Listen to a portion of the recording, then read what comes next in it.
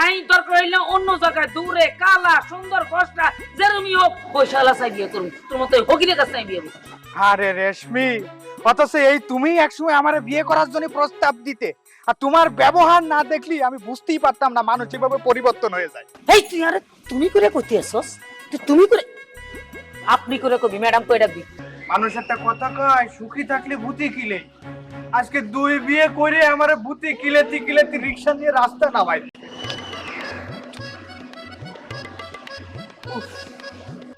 গরমে রিক্সা মিক্সা চালানো ভালো লাগে। রিক্সা যাবি নিউ মার্কেটে? হয় যাবো।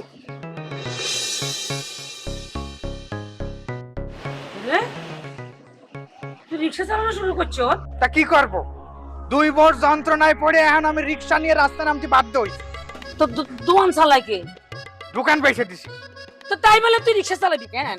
আরে বাবারে, দুই ডে বউ, তা আমি যদি কাজকর্ম না করি তা ওরা তো সব না খেয়ে মরবে।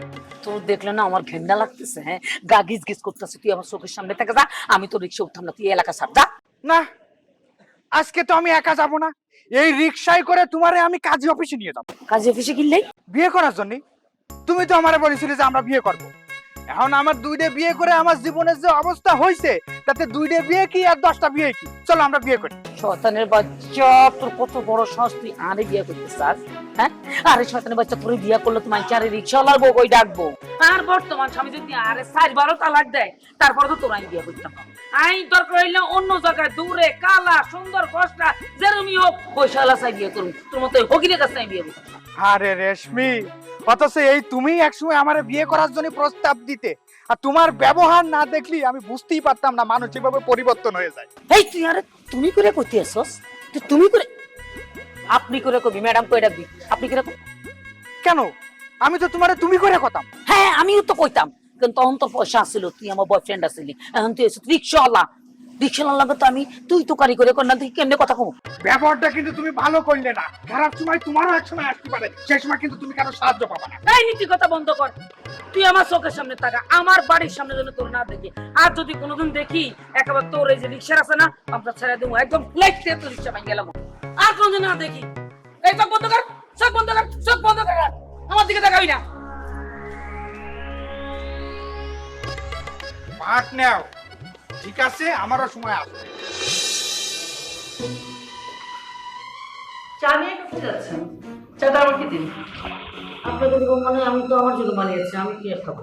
তাহলে আমার জন্য এক কাপ বানিয়ে নিয়ে এসো। আপনার কি মনে হয় আমি এবারের বুয়া আপনার জন্য চা বানাবো? বুয়া নয় তো কি, এই যে পড়ে আছেন মাসের পর মাস মেয়ের বাড়িতে, কখন পড়ে থাকে মানুষ নিজের সংসার ছেড়ে?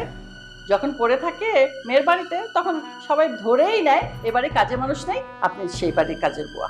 দেখেন, আপনি কিন্তু আমাকে অসম্মানিত করছেন। যার নিজেরই সম্মান নেই সে আবার আরেকজনকে বলছে আপনি কিন্তু অসম্মানিত করছেন। আপনার সম্মান আছে? এই আপনি কি, আপনিও তো নিজের বাসা ফেলে এই বাসা সারাক্ষণ পড়ে থাকেন, ওই বাসাকে ছেড়ে দিয়ে এখানে চলে আসছেন। আমি কি আপনাকে কিছু বলি? এই শুনুন, সাবধানে কথা বলুন। আপনি কিন্তু মেয়ের বাড়িতে এসেছেন আর আমি এসেছি আমার বেআইনের বাড়িতে, আমার অধিকার বেশি। ও, আপনার বেআইন বলে আপনার অধিকার, তো চামিলি বেগম আমার কি হয়? আমার কি সতীন হয়? আমার বেআইন হয় না? চামেলি বেগম আপনার বেআইন হয় কই? আপনাকে তো চাইরা না মূল্য দেয় না। সে তো আপনার কারণে, আপনি তো তাকে একে জাদুটোনা করে হাতে করে রাখছেন। খবরদার, একদম আজে বাজে কথা বলবেন না। লোকে না মুঝে কি করতে ইচ্ছা করে, ঠিক কিছুই করতে পারবেন না আপনি আমার। চা তো দিল না, এখন আমি কোথা থেকে চা খাবো?